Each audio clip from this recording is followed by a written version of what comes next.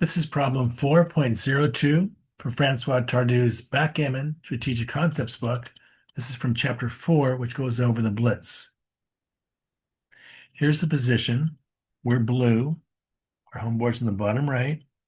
Rolled a 5-2. We have two of our opponent's checkers on the bar. We'll look at two of the top moves and try to figure out which one is best and why. We'll go over some of Tardieu's key points. Look at Tardieu's expert analysis with feedback from XG. Go over Tardieu's summary, and then I'll modify the position, which raises a few questions. Finally, at the end of the video, I'll show you Sunny Florida Backgammon Club's YouTube channel, where they have a playlist which goes over all the problems in Tardieu's book. Some things to keep in mind as we're going over this position. We should keep in mind how costly will it be if we're hit. Think about that. We should look at how many active builders will each roll give us. We should note how many of our enemy's checkers are on the bar. And note what is the position of the cube, has it been turned, and who has control over it. We should remember when we're blitzing, the order in which we make our homeboard points doesn't really matter what order we make them in. We just want to make as many points as quickly as possible when we're blitzing. Here are the two moves. We move our checker from 16 to 11 in both of the moves, adding a builder. In the move on the left, we lift our checker on the 3-point and move it to the ace point. And on the right, we're switching our blot from our 3-point to our 5-point. So compare both of the moves, look at the features of each position, each board. Look at the pip count, look at the strengths of each player's board and the threats facing each player, and think of which move you would make over the board. And let's see what Tardieu and XG have to say. For the play where we are lifting our blot from the 3, putting it on the 1, bringing the builder down, Tardieu says if red manages to enter and anchor up in our home board, they can use their good structure. They've got a good structure. They've got a lot of flexibility in their board. And our disorganized checkers, we've got blots all over the board to put up a good battle. This means we want to make it harder for red to get a foothold, harder for red to come in and fight us. Although this is a seemingly safer play in the short term, it actually makes it harder for us to close our board because we're moving that blot from the 3 to the 1. And that means it's making it easier for red to get a foothold.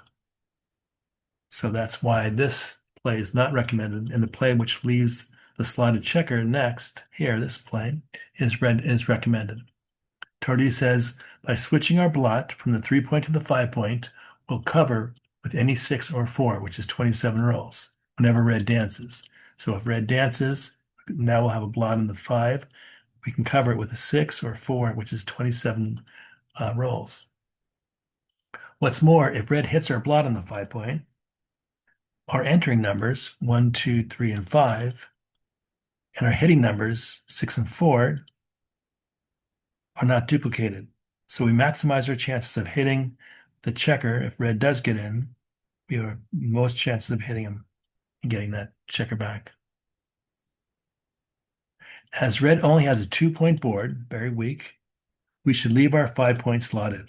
We'll have no trouble coming back in if we do get hit, and red will have a hard time holding on to that 5-point after our clever switching play. So with this move, the switching play, we don't have to worry too much about getting hit because red's got a very weak board.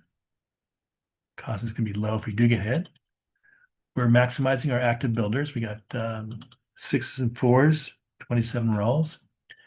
We still have 2 enemy checkers in the bar, and that's giving us a lot of leeway to continue our attack. The cube's been turned, red controls it, so we should be aggressive and go for the gammon.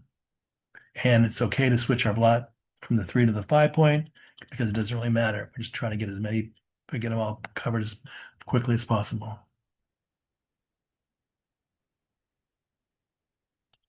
Tardieu summary: in a blitz, the order of the points counts for little. Try to maximize the rolls that will let you choose or close out your inner board. If we modify the position, and here's the original, here's our position now. We take this cube that's been turned, put it back in the center, and play by the Jacobi rule, which says that backgammons and gammons only count once the cube has been turned. Here, the cube has not been turned, so gammons and backgammons don't count. And when we make that change, XG tells us not to leave the blot on the 3-point, to lift it, put it to the ace point, play conservatively, and just double our opponent and win the game that way. In fact, we had a double and a pass before we even rolled the dice for this move. So we should have doubled even before we made this roll. I think I'm interpreting this correctly, but I might be missing something.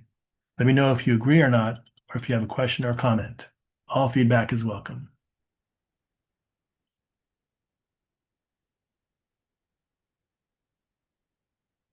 Check out Sunny Florida Backgammon Club's YouTube channel, their playlists covering the book, all the chapters in the book, every problem in the book.